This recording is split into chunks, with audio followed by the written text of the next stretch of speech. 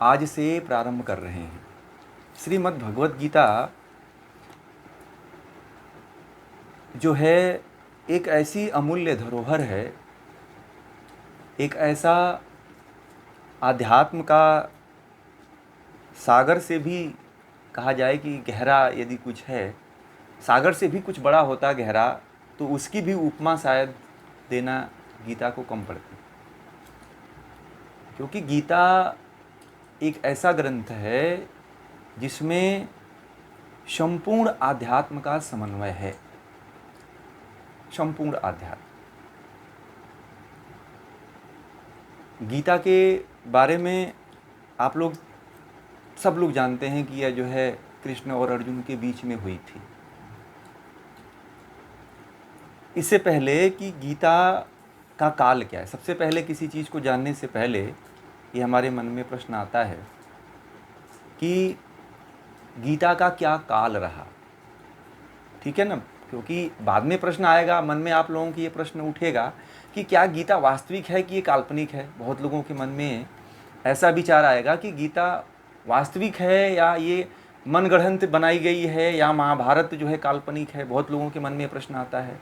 आधुनिक समय का जो युवा वर्ग है वो यही समझता है कि महाभारत काल्पनिक था, कृष्ण काल्पनिक थे, अर्जुन काल्पनिक थे। तो इस कल्पना को जो है जान लेना चाहिए कि ये जो जितनी बातें अर्जुन और कृष्ण की है वो काल्पनिक नहीं थी, यथार्थ थी, वास्तविक थी। तो इनका काल क्या रहा है? तो जो पश्चिम के जो विद्वान हैं वो ये कहते हैं कि गीता का जो काल है वह जो है आज से लगभग 200 या 300 साल पहले है। वो लोग यही मानते हैं।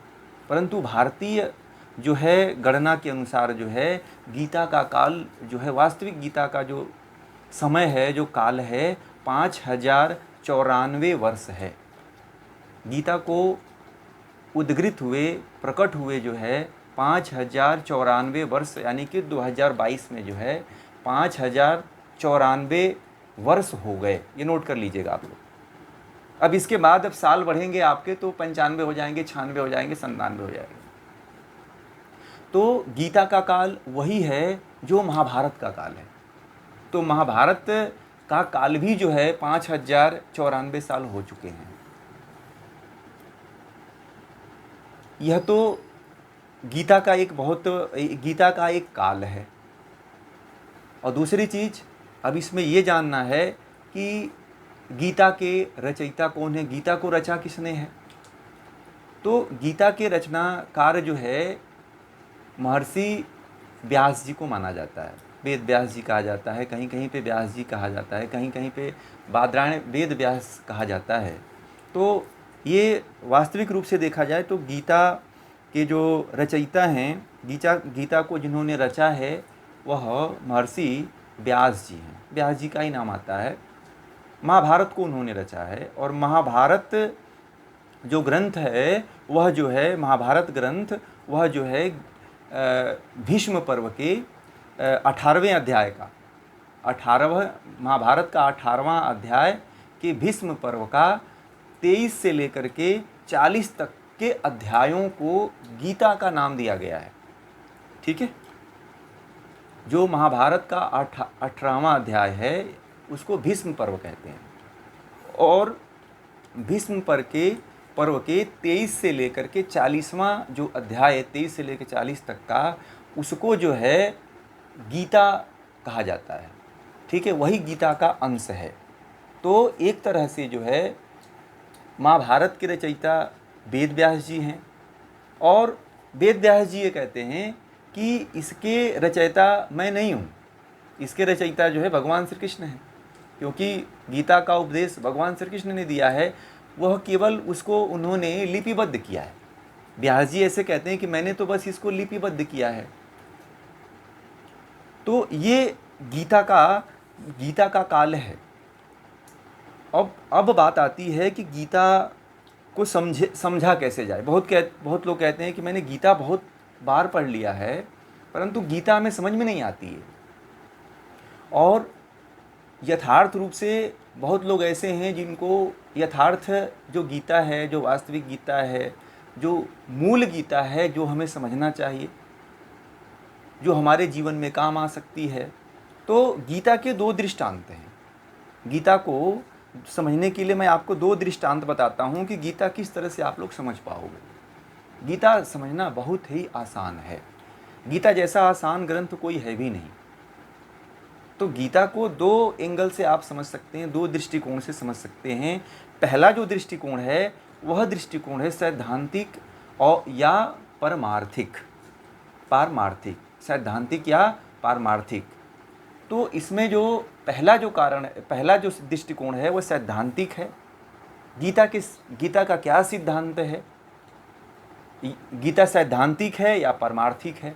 परमार्थिक मतलब कि लोक कल्याण के लिए, दूसरे के लिए, ठीक है। तो गीता का पहला जो सिद्धांत होता है वह जो है परमार्थिक है। उसका सैद्धांतिक पक्ष क्या है और उसका परमार्थिक पक्ष क्या है, तो उसके सैद्धांतिक पक्ष को समझेंगे। और दूसरा जो उसका समझने का जो दृष्टिकोण है नैतिकता है और व्यवहारिकता है। तो गीता का जो नैतिकता और व्यवहारिकता यही वास्तविक गीता है, ठीक है। जो गीता के सिद्धांत हैं वह परस्पर बहुत भिन्न सिद्धांत हैं। 18 प्रकार के सिद्धांत हैं गीता में, जिसको 18 अध्याय के नाम से और 18 योग के नाम से जाना जाता है, ठीक है ना। गीता के 18 जो है सिद्धांत हैं। और भी बहुत सिद्धांत है, मैंने तो अभी इतना आपको बताया। अभी और इन सिद्धांतों में सिद्धांत हैं, इसीलिए गीता के सिद्धांतों में बड़ी भिन्नता है। परंतु सभी सिद्धांतों में भिन्नता होने के कारण भी उसमें समन्वय है। गीता के सभी सिद्धांतों में समन्वय भी है। समन्वय मतलब सब एक दूसरे से मिले हुए हैं, जुड़े हुए हैं। किसी की बुराई नहीं है, किसी को ऊंच नीच नहीं दिखाया गया है कि ये बेकार है, ये खराब है, किसी की आलोचना नहीं की गई है, किसी की अवहेलना नहीं की गई है। जो भी सिद्धांत इसमें हैं वह सबका सम्मान किया गया है गीता में। और जो उसका नैतिक भाग है, नैतिक और व्यवहारिक जो भाग है, उसके लिए भगवान श्री कृष्ण ने नैतिक और व्यवहारिक जो गीता का भाग है वही हमारे लिए, और गीता का सबसे प्रमुख जो भाग है वही है। गीता जो है सैद्धांतिक जो है ग्रंथ नहीं है। गीता में कोई वेदों की तरह, उपनिषदों की तरह सिद्धांत नहीं है। गीता में नैतिकता है और नैतिकता ही व्यवहारिकता के रूप में दिखाई देती है। और उसका सबसे बड़ा नैतिकता यह है निष्कामता। गीता का मूल सार कहा जाता है निष्कामता, निसंगता और निसंगता का विचार, निष्कामता का विचार, यह गीता की व्यवहारिकता है। और यही समझना है हमें। सबसे बड़ी बात है कि किसी भी ग्रंथ को समझने के लिए उसके मूल सिद्धांत को, उसके सिद्धांत को और उसकी व्यवहारिकता को पकड़ा जाता है, तभी आप किसी ग्रंथ को समझ पाओगे, अन्यथा नहीं समझ पाओगे। तो सबसे पहले ग्रंथ को समझने के लिए उसके जो सिद्धांत होते हैं, यदि आप सिद्धांत नहीं मालूम है और आपको डेली गीता का पाठ कराया जाए तो आपके अंतःकरण में वो कभी नहीं उतरेगा, वो कभी नहीं उतरेगा। और आप पढ़ोगे और बाँच करके रख दोगे। जैसे कोई मोबाइल पे मैसेज आता है, पढ़ते हो, फिर इसको स्क्रॉल करके आगे चले जाते हो, क्योंकि उसके सिद्धांत के बारे में पता नहीं है, उसके आगे पीछे का कोई भूमिका नहीं पता है आपको, इसलिए उसमें कोई आप इंटरेस्ट ही नहीं लेते हो। तो सबसे पहले तो सिद्धांतों को जानना जरूरी है, और जो व्यक्ति जिस सिद्धांत का है उस सिद्धांत को पकड़ ले वो। और यदि उसमें से उसके जो पहले से वो सिद्धांतों को मानता चला आ रहा है, यदि उनमें से उसको जो अच्छा नहीं लग रहा है और जो गीता के नए सिद्धांत हैं उन सिद्धांत जो है उसके अनुकूल बैठ रहा है, तो वह उसको अपना ले। तो सबसे पहले गीता में जो है सैद्धांतिक जो है दृष्टिकोण में गीता के 3 मुख्य आधार हैं। गीता के 3 मुख्य आधार हैं, ये बात आपको समझने वाली है। तो गीता के 3 मुख्य जो आधार हैं, पहला है सांख्य योग, और दूसरा है योग, और तीसरा है वेदांत। सांख्य, योग और वेदांत, ठीक।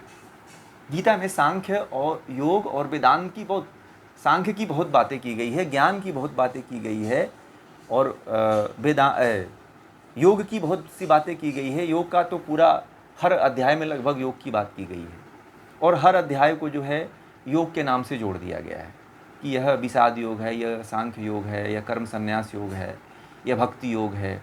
तो इस तरह से गीता के सांख्य, योग और वेदांत, ये तीन मुख्य हैं। इसके बाद और भी हैं, भक्ति है, अवतारवाद है, बहुत से हैं, अभी आएंगे बहुत से, परंतु ये तीन जो है मुख्य सिद्धांत है। अब हमको इस सिद्धांत में ये समझना है, आप लोग एक काम और करिएगा कि ये जो बातें मैं बता रहा हूँ आप इसको नोट करते चलिएगा, तो आप लोगों को समझने में आसानी होगा। ठीक है, तो ये समझने के लिए जो है, ये जो प्राथमिक जो क्लास है इसको समझना जरूरी है, तो फिर आपको बहुत ही आसानी होगी समझने में। गीता किस सिद्धांत पे काम करती है, गीता को कैसे हम समझे। वहाँ पे बहुत से पढ़ने के बाद बहुत सी बातें आती हैं जो हमें पढ़ते समय नहीं समझ में आती कि क्या मतलब इसका, सांख्य का मतलब क्या है, योग का मतलब क्या है, वेदांत का मतलब क्या है। तो अद्वैत वेदांत की बात आती है, ब्रह्म की बात आती है। तो ये बातें हमें कुछ पल्ले नहीं पड़ती है कि आखिर है क्या ये। ठीक है ना, हम तो यही देखते हैं ना कि इसमें बोल देता है सांख्य है, ये योग है, ये वेदांत है, ये ब्रह्म है, ये ईश्वरवाद है, ये अवतारवाद है, ये अद्वैतवाद है, ये द्वैतवाद है। तो सबसे पहले तो किसी ग्रंथ को समझने के लिए उसके मूल जो सिद्धांत हैं उसको समझा जाता है। तो गीता का जो सबसे पहला मूल सिद्धांत है वह सांख्य है। तो सांख्य में ईश्वर और प्रकृति और पुरुष, दो तत्वों की बात करता है। सांख्य किसकी बात करता है, प्रकृति और पुरुष की। ठीक है, संसार में ये दो पदार्थ, सबसे पहले इन दो पदार्थों का पता चलता है, प्रकृति और पुरुष। इस प्रकृति और पुरुष से संपूर्ण सृष्टि का निर्माण हुआ है। ये जो आप देख रहे हो, ये पूरा सृष्टि और ये पूरा ब्रह्मांड जो दिख रहा है, ये जो पृथ्वी, ये जीव जंतु, हमारा जो शरीर है, यह जो है दो तत्वों के, यानी कि दो तत्वों के संयोग से बना हुआ है। यानी कि इसको द्वैतवाद कहते हैं। क्या कहते हैं, द्वैत। सांख्य में द्वैत मत है और योग में त्रैतवाद है। योग किसकी बात करता है, त्रैतवाद। सांख्य दो की बात करता है और योग कहता है कि त्रैतवाद है, प्रकृति, पुरुष और जीवात्मा। क्या है, प्रकृति, पुरुष और जीवात्मा। योग किस तीन तत्वों की, तीन पदार्थों की बात करता है। हमारे वेद भी तीन पदार्थों की बात करते हैं, उपनिषद भी तीन पदार्थों की बात करते हैं, और गीता भी जो है तीन पदार्थों की बात करता है। अब यहाँ पे सांख्य आ गया, योग आ गया और वेदांत। वेदांत में एकत्ववाद है, उसमें केवल ब्रह्म को माना गया है। इसको अद्वैतवाद भी कहते हैं। आज अद्वैत वेदांत चल रहा है बहुत जोरों शोरों पे। तो जो अभी नवीन वेदांत इसको कहा जाता है कि पुरुष, प्रकृति और जीवात्मा सब एक ही है, तीनों एक ही है। ठीक है, उसको ब्रह्म का नाम दे दिया जाता है, तो उसे वेदांत कह दिया जाता है। वेदांत के जो प्रणेता हैं वो आदि शंकराचार्य हैं। आदि शंकराचार्य को आधुनिक समय का जो है, इस समय का जो है प्रणेता माना जाता है। और इस समय भी नौ वेदांती और नौ अद्वैतवाद पूरी भारत में बहुत चरम सीमा पे है, और बहुत से इसके ग्रंथ हैं, बहुत से इसके आचार्य हैं जो शिक्षाएं दे रहे हैं। तो गीता में पहला सांख्य का मत है जिसमें द्वैत मत है। तो दो मत मानने वाले हैं, एक तो पुरुष को और प्रकृति को, और तीसरा योग का मत है। तो योग का मत में प्रकृति, पुरुष, पुरुष मतलब ईश्वर, और जीवात्मा मतलब हमारे भीतर जो आत्मा है उसको जीवात्मा कहते हैं। पुरुष मतलब ईश्वर की बात कही जाती है। ठीक है, और वेदांत में ब्रह्म को, केवल ब्रह्म ही सब कुछ है, वासुदेव सर्वम, और कुछ नहीं है। वेदांत का यह मूल सिद्धांत है कि सब कुछ ब्रह्म ही है। और गीता भी त्रैतवाद को मानता है। गीता भी प्रकृति, पुरुष और जीवात्मा, इन तीन तत्वों को मानता है, तीन पदार्थों को मानता है। ठीक है, तो गीता के चार सिद्धांत हैं। पहला द्वैतवाद, त्रैतवाद, योग का त्रैतवाद, वेदांत का एकत्ववाद, यानी कि एक ही उसमें केवल है, ब्रह्म है। तो मानने की बात है कि हम किसको मानेंगे। ठीक है, अब ये बातें मैं थोड़ा सा अब आप लोगों को एक और डिटेल में बता देता हूँ। यदि गीता को समझना है योग को समझना है तो आपको संसार में 3 पदार्थों की वास्तविकता है जिससे पूरा सृष्टि चल रही है। तो 3 पदार्थ कौन कौन से हैं? तो पहला है प्रकृति। प्रकृति, ये तीनों पदार्थ को अनादि कहा जाता है। इन तीनों पदार्थों को, प्रकृति को, पुरुष को और जीवात्मा को, इन तीनों को अनादि कहा जाता है। इन तीनों को अविनाशी कहा जाता है। इन तीनों का कभी नाश नहीं होता है। तभी आप गीता समझ पाओगे। यदि इसको आप नहीं समझते हो तो गीता नहीं समझ पाओगे आप। ये जो मैं बता रहा हूँ इसको नोट करते जाइएगा आप लोग और इसको समझने का प्रयास करिएगा। गीता समझने का मूल मंत्र बता रहा हूँ आपको, तो इसको नोट कर लीजिए कि जीवात्मा भी अनादि है, ईश्वर भी अनादि है और प्रकृति भी अनादि है। जहाँ पे मैं ईश्वर बोलूँ वहाँ पे पुरुष समझ जाइएगा आप लोग। पुरुष का 2 अर्थ होता है, आत्मा और जीवात्मा दोनों होता है। तो कहीं पे उसको जीवात्मा मान लिया जाता है, कहीं पे ईश्वर मान लिया जाता है, कहीं पे ईश्वर मान लिया जाता है। तो इसको आप लोग ध्यान में रखिएगा। परंतु ये जो आचार्य होते हैं, जो विद्वान होते हैं, वो उनको पता होता है तो उसके अनुसार वो बता देते हैं कि यहाँ पे आत्मा होगा, यहाँ पे ईश्वर होगा। तो 3 पदार्थों को जाना जाता है कि 3 पदार्थ जो है अनादि हैं।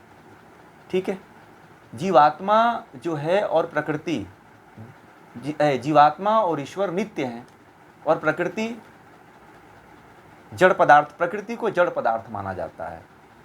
प्रकृति के जो जितने भी हम लोग बने हैं, प्रकृति जो है 3 गुणों से मिलकर के बने हुए। प्रकृति के 3 गुणों से हमारा सृजन हुआ है, सत रज तम। ठीक है ना, उसके 3 गुणों के संयोग से जो है ये पूरे सृष्टि का निर्माण हुआ है। ये पहले प्रकृति से कैसे ये तत्वों का निर्माण हुआ? तो प्रकृति से 3 तत्व जो है, 3 तत्वों के द्वारा जो है अहंकार, महत तत्व की उत्पत्ति हुई, बुद्धि की उत्पत्ति हुई सत रज तम से, बुद्धि की। और बुद्धि के बाद जो है अहंकार की उत्पत्ति होती है। अहंकार के बाद जो है पंच ज्ञानेंद्रियाँ, पंच कर्मेंद्रियाँ और पंच तन्मात्राएँ। और पंच तन्मात्राओं से जो है पंच महाभूत पृथ्वी जल अग्नि वायु आकाश। पंच ज्ञानेंद्रियाँ, आँख कान नाक, ये जो हमारी है, ये थोड़ा लंबा विषय हो जाएगा, तो ये जो बस नाम ही आप लोग जान लीजिए। तो पंच कर्मेंद्रियाँ, पंच ज्ञानेंद्रियाँ, पंच तन्मात्राएँ और पंच तन्मात्राओं से पंच महाभूत की उत्पत्ति हुई। और पंच महाभूत से हमारा शरीर बना हुआ है। इससे जो है जंगल, जमीन, नदी, पहाड़, समुद्र, ये सब निर्माण हुए हैं इन पंच महाभूतों से। ठीक है, इस तरह से सृष्टि की उत्पत्ति हुई है प्रकृति से। तो इसमें चेतन 2 पदार्थ हैं, जीवात्मा और ईश्वर। ये 2 पदार्थ जो है चेतन है। प्रकृति जो है जड़ है, उसमें चेतना नहीं है। प्रकृति को जड़ कहा जाता है। प्रकृति जो है किसके कृपा से, जो है ईश्वर की कृपा से कार्य करती है। उसके अंदर कोई अपना चेतना नहीं है। ये जड़ पदार्थ है। चेतना जो है 2 में है, एक जीवात्मा में और ईश्वर में। और अज्ञान, इसमें जो है जीवात्मा जो है अज्ञान की अवस्था में है और ईश्वर जो है सब कुछ सर्व करता है, सब कुछ अनादि है, अनंत है, सर्वेश्वर है, अनुपम है। ईश्वर के जितने भी नाम गिनाए जाएं ये सारे के सारे कम पड़ते हैं। मैं आप लोगों को बहुत मोटे मोटे और कम शब्दों में बताते मैं चल रहा हूँ। तो गीता जो है त्रैतवाद पे काम करता है। इसका अभी पहले अध्याय में, दूसरे अध्याय में ये जो बात कह रहा हूँ, ये बात आप लोगों को फिर आएगी। तो सबसे पहले त्रैतवाद, ये द्वैतवाद हो गया, फिर त्रैतवाद हो गया, 3 तत्व हो गए। तो इन 3 तत्वों को समझना जरूरी है। पहला प्रकृति, जीवात्मा और ईश्वर। और द्वैत में प्रकृति और पुरुष, यानी कि ईश्वर और प्रकृति, इसी से बना हुआ है। अब जो वेदांत, अद्वैत वेदांत है, वो कहता है कि केवल ब्रह्म ही सब कुछ है। ये आत्मा और ब्रह्म दोनों एक दूसरे के अंश हैं। ठीक है, जीवात्मा जो है ब्रह्म का अंश है, इसीलिए जो क्या है अद्वैत है। इसके 2 नहीं है, ये एक ही हैं। अज्ञानता के कारण, माया के कारण जो है ये अलग अलग दिखते हैं। अद्वैत वेदांत ये कहता है, वेदांत ये कहता है कि माया के कारण, अज्ञान के कारण जो है ये अलग अलग दिखते हैं। नहीं तो दोनों क्या हैं? ये दोनों एक ही हैं, ब्रह्म ही हैं। हमारी जीवात्मा को वेदांतवादी जो होते हैं वो कहते हैं कि ये जीवात्मा भी ब्रह्म का ही अंश है। ठीक है, तो ये तीन जो है मुख्य चीज़ें हैं जो आपको इसका गीता को समझने का मूल आधार है, और यही चीज़ आपको समझनी है।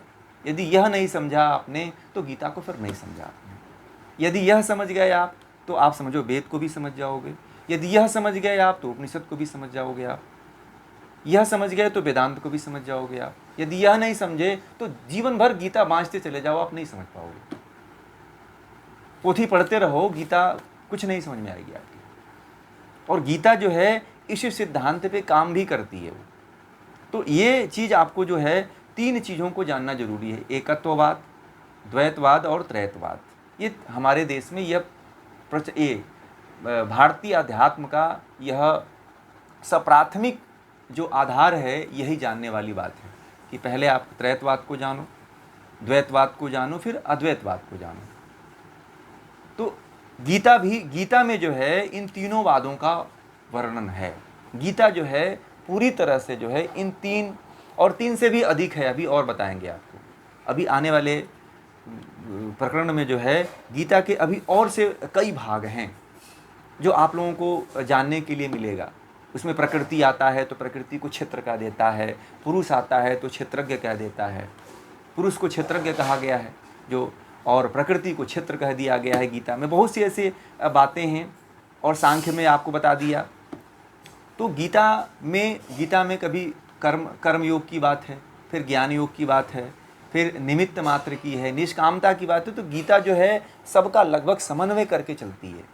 गीता एक को नहीं लेकर के चलती है, सबको समन्वय करके लेके चलती है और सबको एक साथ लेकर के चलती है। ईश्वरवाद है, ब्रह्मात्मैकत्ववाद है, और नवीन वेदांत में जो है ब्रह्म, जो शंकराचार्य का जो मत आया, शंकराचार्य के मत में ब्रह्म और आत्मा दोनों एक ही है, ये बात आप लोगों को बताया। प्रकृति जो है प्रकृति पुरुष जीवात्मा है, त्रैतवाद है। तो इस तरह से गीता में त्रैतवाद, द्वैतवाद, अद्वैतवाद, इन दोनों का जो है बहुत ही घनिष्ठ वर्णन देखने को मिलता है। गीता जो है किसी का तिरस्कार नहीं करती है। गीता किसी भी ग्रंथ का जो है किसी भी मत का अवहेलना नहीं करती है। गीता सभी मतों के बीच में समन्वय स्थापित कर देती है, एक पुल का कार्य करती है, एक बांधने का कार्य करती है, क्योंकि ये मार्ग जो है सब वहीं पे जाते हैं, परमात्मा तक ही जाते हैं। गीता ये कहती है कि आप किसी भी मार्ग से चलो, आप प्राप्त तो होगे मुझे ही, ईश्वर को ही प्राप्त हो गया। तो गीता जो है समन्वयात्मक जो है नीति को अपनाती है, और सब में सभी ग्रंथों में जो है गीता जो है समन्वय को स्थापित करती है। यह केवल गीता के ग्रंथ में मिलेगा और किसी ग्रंथ में नहीं मिलेगा। और गीता में जो है एक और वाद आता है, अवतारवाद। तो आजकल कितने हैं, सबसे पहले जो है हमारे प्राचीन काल में जब से सृष्टि की उत्पत्ति हुई तब त्रैतवाद था। त्रैतवाद के बाद फिर द्वैतवाद आया, फिर अद्वैतवाद आ गया, और फिर उसके बाद जो है अवतारवाद आ गया। अवतारवाद को मानते हैं ना सभी लोग कि भगवान कृष्ण कच्छप अवतार, कच्छप से लेकर के बुद्ध अवतार, भगवान विष्णु के 10 अवतार मानते हैं। ठीक है, तो अवतारवाद भी एक मत गीता में है जिसका बहुत वर्णन मिलता है। विश्वरूप जो देखने को मिलता है अवतारवाद के रूप में देखने को मिलता है। और जो है विश्वरूपवाद आता है, तो विश्वरूप भी का एक वाद है कि भगवान सब कुछ वही हैं, सारा सब कुछ उन्हीं में समाया हुआ है। और इन सभी का जो है गीता समन्वय करता है, सबको बांधे रखता है। और इसीलिए संपूर्ण जनमानस में जो गीता का सिद्धांत है वह लोगों को बड़ा पसंद आता है। लोग जो है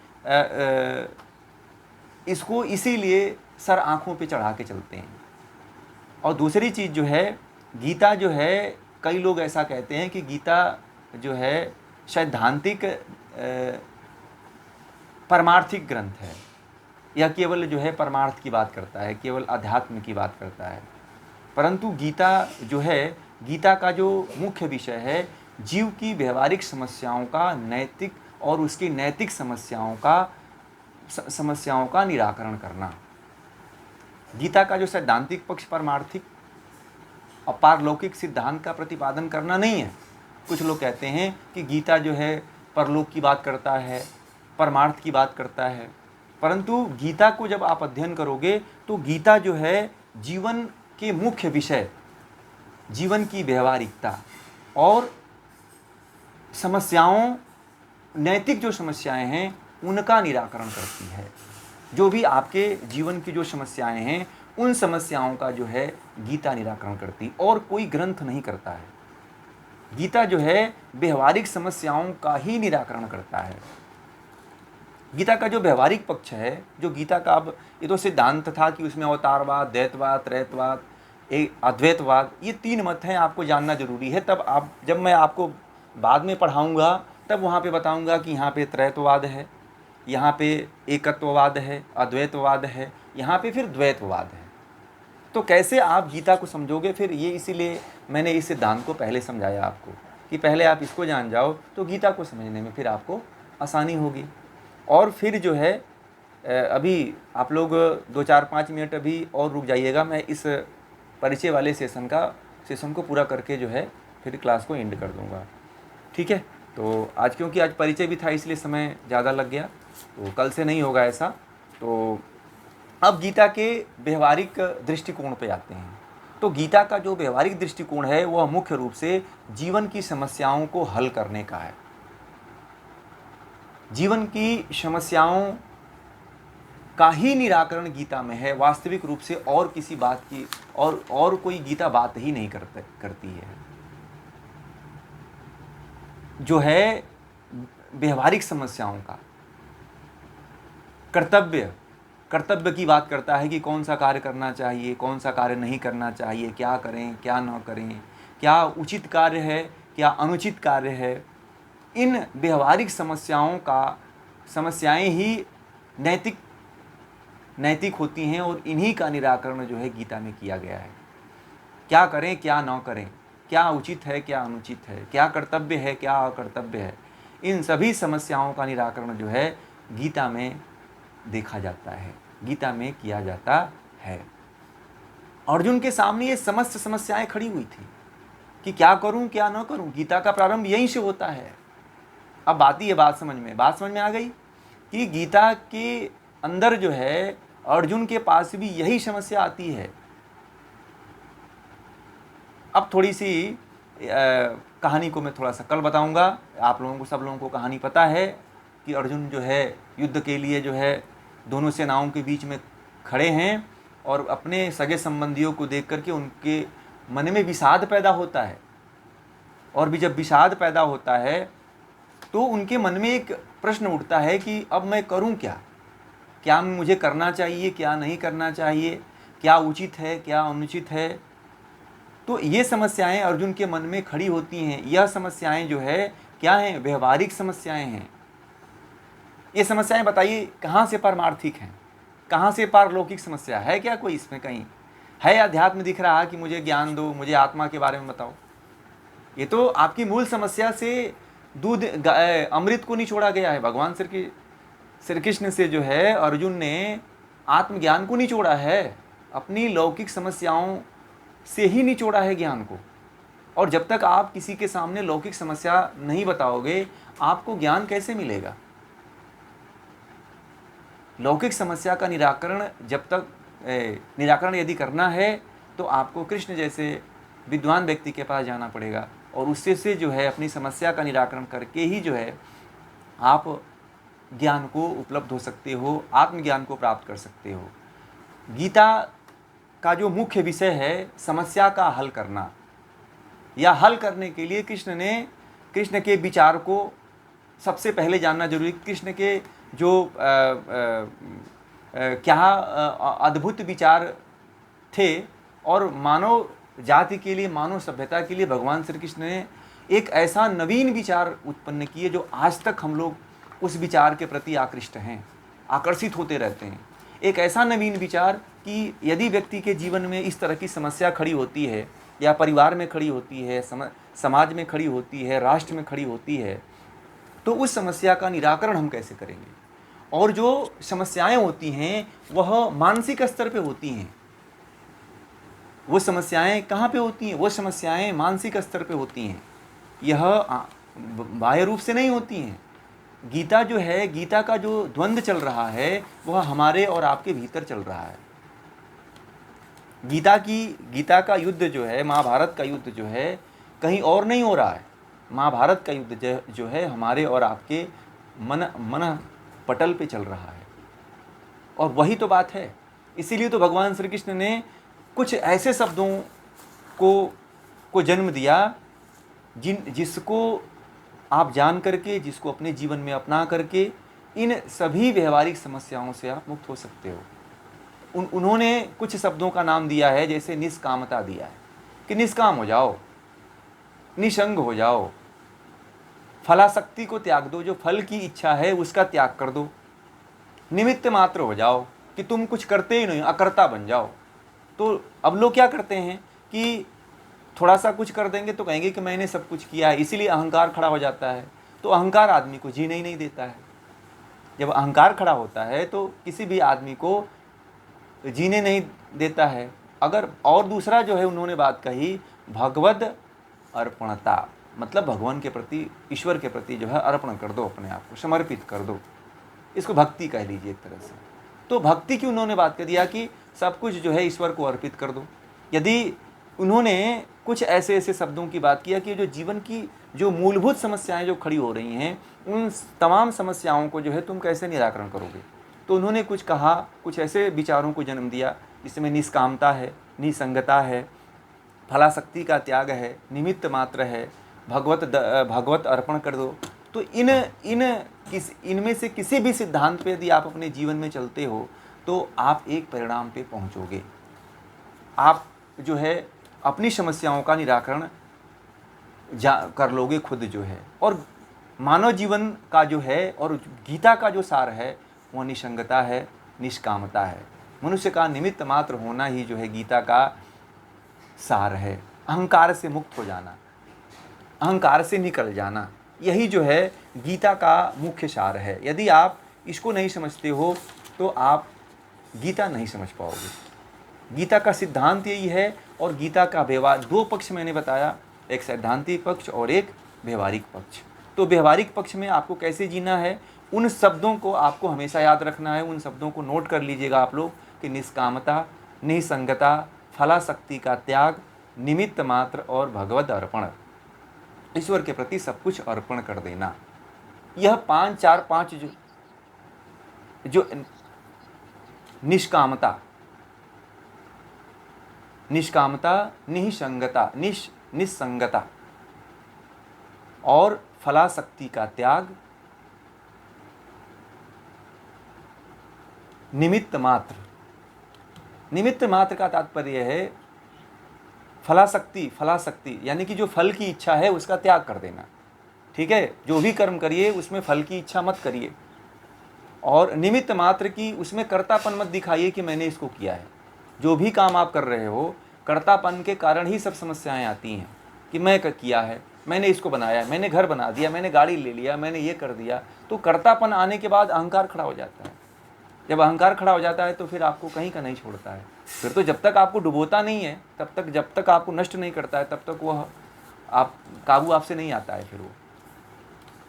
और भगवद अर्पण यानी कि ईश्वर के प्रति अपने आप को समर्पित कर दो। कुछ नहीं होता है तो आप ईश्वर के प्रति अपने आप को समर्पित कर दो।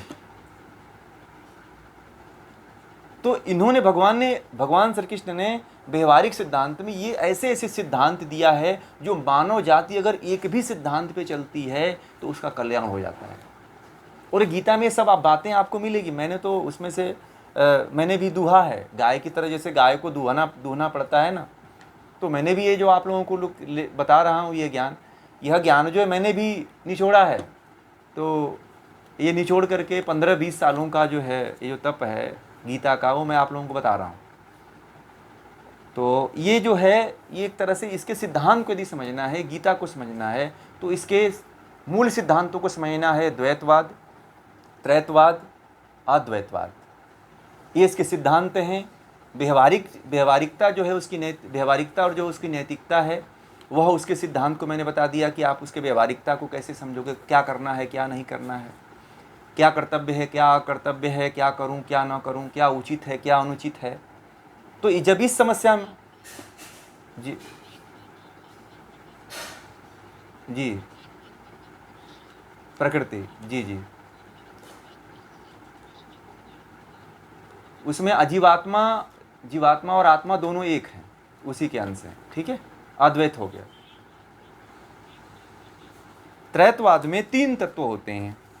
त्रैतवाद 3 तत्व होता है जो ये अनादि है, और 3 तत्व ही वेदों में है जो अनादिकाल से चला आ रहा है। ये जो द्वैतवाद है, ये द्वैतवाद बाद में बना, ये महर्षि कपिल ने दिया, ठीक है ना। ये महर्षि कपिल ने सांख्य में जो है द्वैतवाद दिया। त्रैतवाद वेदों से आया है, जब से सृष्टि प्रारंभ हुई है तब से त्रैतवाद ही चल रहा है। ये तो हमारे साथ ऐसी विडंबना हुई कि हम लोग जो है अपने मूल अध्यात्म से बहुत दूर हो गए, ठीक है, बहुत दूर हो गए, और इतना दूर हो गए कि हमें पता ही नहीं कि अध्यात्म क्या है। हम जिसको अध्यात्म कहते हैं, जिसको धर्म कहते हैं, वो भी हमें नहीं पता है। अभी इसका जो है ना, अभी गीता का जो सैद्धांतिक और जो अभी गीता को समझने का जो अभी टूल्स आपको देना है, वो अभी बच गया है। अभी सत्र मैं पूरा कर रहा हूँ अभी, परंतु मैं कल भी थोड़ा सा इसको आप लोगों को दूंगा कि गीता उसके बाद आपको आसान हो जाएगी, मुझे फिर आपको ज़्यादा नहीं समझाना पड़ेगा, ठीक है। जो मैं ये सिद्धांत आप लोगों को बता रहा हूँ, यदि इसको समझने के बाद जो है फिर आपको गीता फिर मुझे बहुत ज़्यादा समझाना नहीं पड़ेगा, क्योंकि मैं समझाता तो हूँ, समझाऊंगा ज़रूर, परंतु जो है इस सिद्धांत को जानना ज़रूरी है। जीवन में यदि इसको समझ गए तो आप किसी को समझा सकते हो, आप किसी को बता सकते हो। मुझे ऐसा व्यक्ति, मैं इस तरह से नहीं ज्ञान को बताता हूँ कि आप पीछे पीछे पड़े रहो, नहीं, आप योद्धा बनो, ठीक है ना। ज्ञान का मतलब ये होता है कि यदि आप ज्ञान ले रहे हो तो खुद जो है आप खुद एक योद्धा बनो, जी जी, और योद्धा बन करके खुद इसको आप खुद अपने जीवन में इम्प्लीमेंट करो, और इम्प्लीमेंट करने के बाद किसी दूसरे को भी आप समझा सको। यथार्थ ज्ञान यही है, क्योंकि हमने भी यही यथार्थ ज्ञान प्राप्त किया है। तो मैं भी चाहता हूँ कि आप लोग भी इस यथार्थ ज्ञान को जैसा है उसको वैसा ही प्राप्त करके दूसरे तक, जन जन तक फैलाने का प्रयास करो आप। क्योंकि यह चीज़ हम कहने के लिए हिंदू हैं, परंतु हिंदुत्व का हमारे पास कोई भी जो है ऐसा ज्ञान नहीं है जिससे हम अपने आप को हिंदू कहें। कोई भी ग्रंथ का, कोई भी आध्यात्म का ABCD भी तक नहीं पता है। हमें ये पता है कि हम राम को जानते हैं, कृष्ण को जानते हैं, परंतु राम और कृष्ण जिसको जानते थे उसको हमको पता ही नहीं है, ठीक है। राम और कृष्ण जिसको जानते थे, जिसको मानते थे, वह चीज़ हमें नहीं पता है, तो हम उनकी बात को, उनके ज्ञान को कैसे समझेंगे। तो भगवान श्री कृष्ण ने त्रैतवाद की बात किया है। त्रैतवाद क्या है? प्रकृति और पुरुष, और तीसरा जो तत्व है वह ईश्वर है, ठीक है। तभी तो हम जो है आस्तिक होंगे ना। जो ईश्वर को मानता है उसको आस्तिक कहा जाता है, जो ईश्वर को नहीं मानता है उसे नास्तिक कहा जाता है। अब जो है सांख्य को कहते हैं कि सांख्य नास्तिक दर्शन है, परंतु नास्तिक नहीं है। वह जो गीता में जो योग दिया हुआ है ना, सांख्य योग, वहाँ पे आकर के जो सांख्य दर्शन है वो आस्तिक हो जाता है, क्योंकि जो गीता में सांख्य योग है वह त्रैतवाद को मानता है, ठीक है। गीता में जो सांख्यवाद है वह गीता का सांख्यवाद त्रैतवाद को मानता है, ईश्वर को, प्रकृति को और जीवात्मा को, ठीक है। ईश्वर और प्रकृति के बारे में कल आप लोगों को और मैं डिटेल से बता दूंगा, ठीक है। कल जो है ईश्वर और प्रकृति और त्रैतवाद के बारे में, त्रैतवाद समझ जाओगे आप जी। बोलिए बोलिए, क्या कह रहे हैं आप? जी जी हाँ, 5000 जो है, मैंने 5094 बताया था मैंने, शायद 5094, ठीक है। आप उसमें 5 जी हाँ जी, वो 23 से लेकर के 40 अध्याय है, श्लोक नहीं है। 20 से लेकर के 40 अध्याय जो है गीता का अंश है, पूरा गीता का पार्ट है वो, ठीक है। 20 से लेकर के 40 जो अध्याय हैं वह गीता का भाग है, ठीक है।